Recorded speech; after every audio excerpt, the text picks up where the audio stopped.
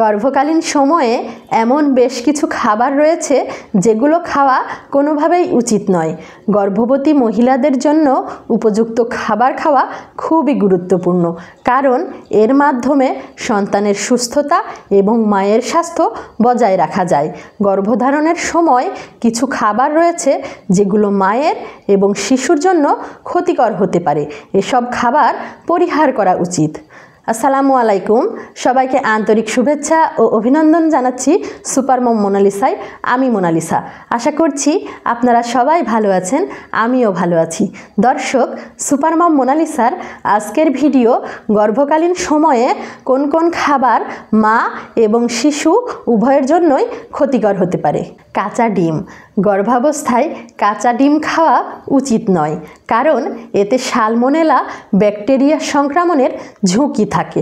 সালমোনেলার সংক্রমণ মায়ের জন্য পেটের সমস্যা, ডায়রিয়া এবং আরও গুরুতর স্বাস্থ্য জটিলতার সৃষ্টি করতে পারে।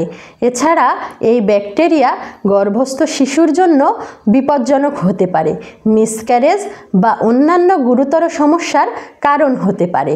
এছাড়াও কাঁচা ডিমে সালমোনেলা সংক্রমণ ছাড়াও তা খাদ্য সুরক্ষা নিশ্চিত করার জন্য পর্যাপ্ত রান্না না হওয়ার কারণে জীবাণু থেকে মুক্ত থাকে না। তাই গর্ভাবস্থায় স্বাস্থ্য সুরক্ষার জন্য কাঁচা ডিম খাওয়া এড়ানো উচিত। পেঁপে। গর্ভাবস্থায় কাঁচা পেঁপে খাওয়া ঝুঁকিপূর্ণ হতে পারে।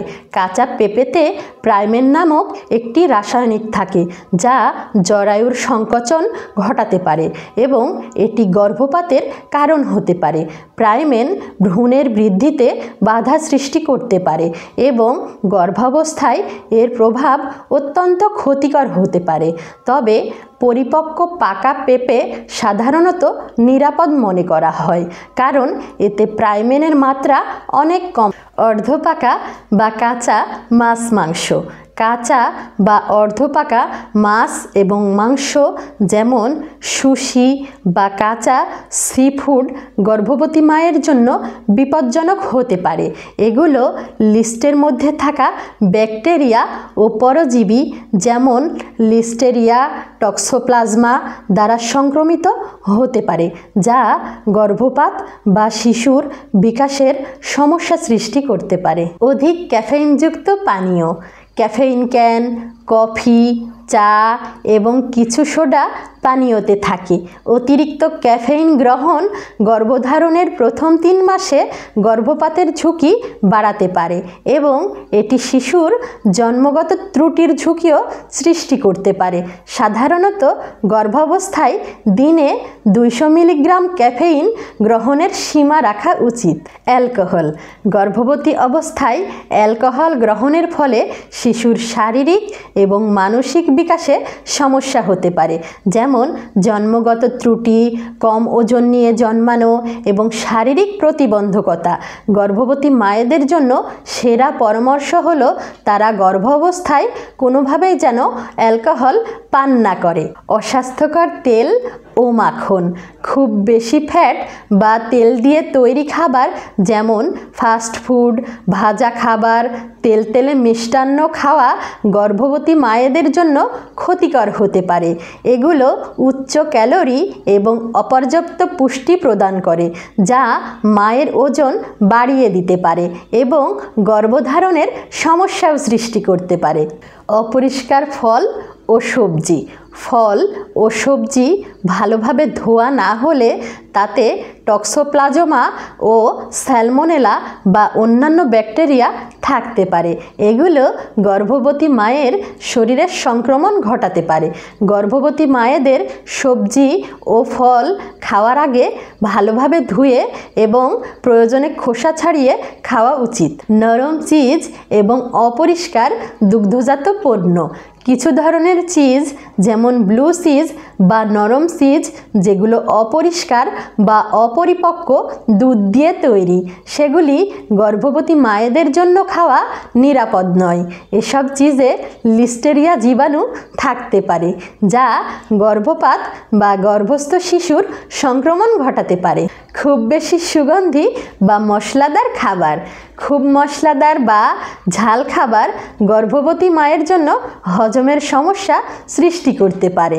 মাংস, ঝাল সবজি এবং অতিরিক্ত মশলাদার খাবার মায়ের পেটে অস্বস্তি, গ্যাস, হজমের সমস্যা সৃষ্টি করতে পারে, যা কখনো কখনো প্রচণ্ড অস্বস্তি বা বুকের জ্বালাও সৃষ্টি করতে পারে। অতিরিক্ত চিনিযুক্ত খাবার। অতিরিক্ত চিনিযুক্ত খাবার গর্ভবতী মায়ের শর্করার মাত্রা নিয়ন্ত্রণে রাখতে সমস্যা সৃষ্টি করতে পারে। উচ্চ শর্করা মায়ের স্বাস্থ্য, যেমন টাইপ 2 ডায়াবেটিক্স, উচ্চ রক্তচাপ এবং শিশুর জন্মের সময়ে নানা জটিলতা সৃষ্টি করতে পারে। হালকা সয়া সস বা প্রস্তুত খাবার। প্যাকেটজাত সয়া সস বা প্রস্তুত খাবার যে খাবারগুলো অতিরিক্ত প্রিজারভেটিভ দিয়ে তৈরি করা হয়, তার মধ্যে অতিরিক্ত সোডিয়াম এবং কৃত্রিম উপাদান থাকে। এগুলো গর্ভবতী মায়ের শরীরে পানি জমার সমস্যা সৃষ্টি করতে পারে এবং রক্তচাপ বাড়াতে পারে। অ্যালার্জিযুক্ত খাবার। যদি মায়ের গর্ভধারণের আগে থেকেই কোনো বিশেষ খাবারের প্রতি অ্যালার্জি থাকে, তবে তাদের এসব খাবার থেকে বিরত থাকা উচিত, যেমন বাদাম, কচু ইত্যাদি। আঙুর। কিছু গবেষণায় দেখা গেছে যে গর্ভাবস্থায় অতিরিক্ত আঙুর খেলে কিছু সমস্যার সৃষ্টি হতে পারে। আঙুরে থাকা রিসভারেট্রল নামক পদার্থটি হরমোনের ভারসাম্যহীনতা ঘটাতে পারে, যা গর্ভবতী মহিলার জন্য ঝুঁকিপূর্ণ হতে পারে।